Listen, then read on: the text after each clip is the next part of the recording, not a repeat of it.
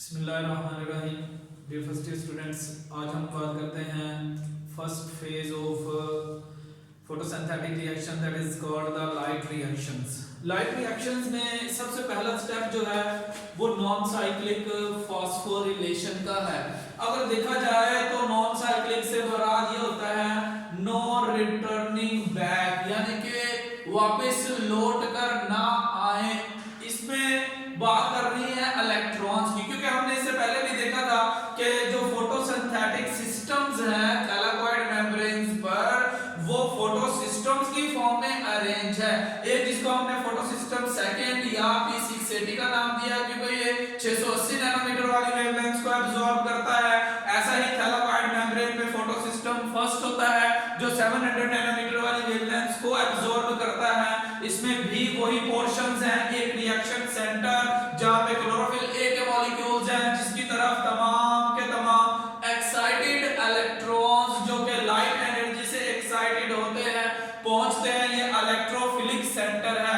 ऐसा ही chlorophyll A की मौजूदगी के साथ जो फोटो सिस्टम P700 है ये भी इलेक्ट्रोफिलिक सेंटर है और लाइट से जो एक्साइटेड इलेक्ट्रॉन्स हैं इसकी तरफ खींचे चले जाते हैं। अब हम देखेंगे यहां से एक्साइटेड होने वाले इलेक्ट्रॉन जो फोटो सिस्टम सेकंड से फर्स्ट की तरफ पहुंचते हैं वापस नहीं आते, लिहाजा हम इसको कहते हैं these are called non cyclic.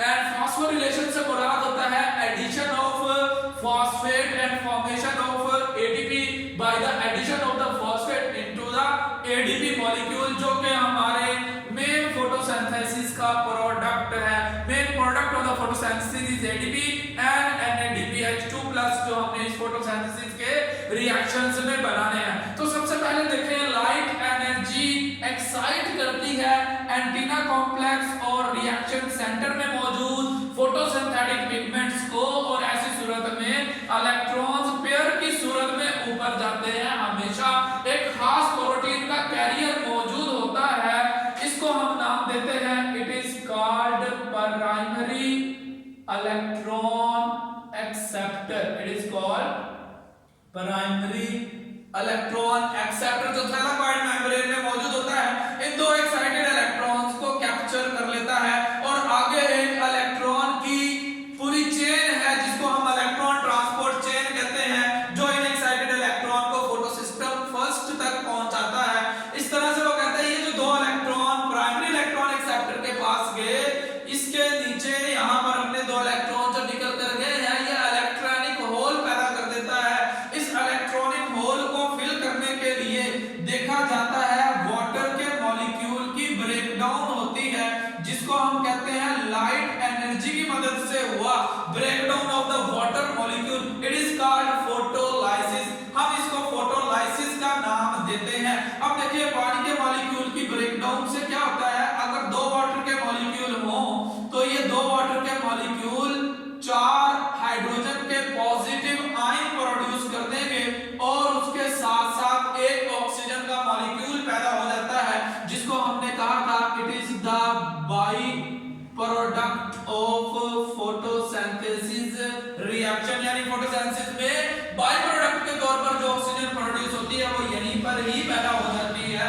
और इसी तरह से यहाँ से जो इलेक्ट्रॉन्स हैं ये इलेक्ट्रॉन्स मुंतकिल हो जाते हैं इस क्लोरोफिल ए के मॉलिक्यूल को रिएक्शन सेंटर में दो दो इलेक्ट्रॉन के पेयर की सूरत में, क्योंकि इसके अंदर दो इलेक्ट्रॉन के होल्स प्रोड्यूस हुए थे।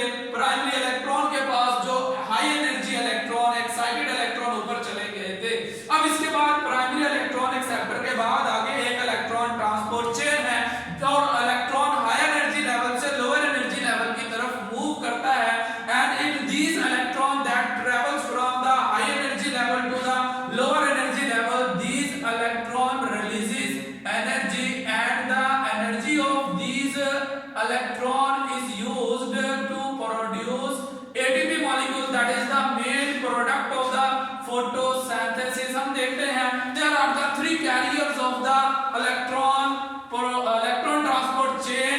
one is the plastothionine, second one is the cytochrome and third one is the plastocyanin। it is the copper containing protein, cytochromes are the iron containing proteins that electrons moves from these protein and these electron releases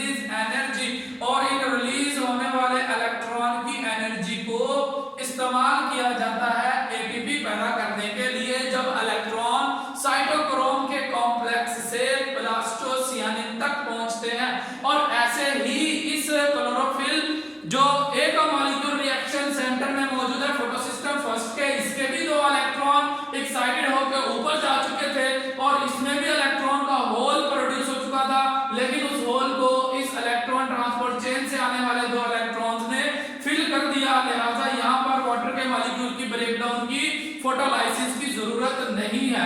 लिहाजा ये वाले electron भी ऊपर पहुंचते हैं।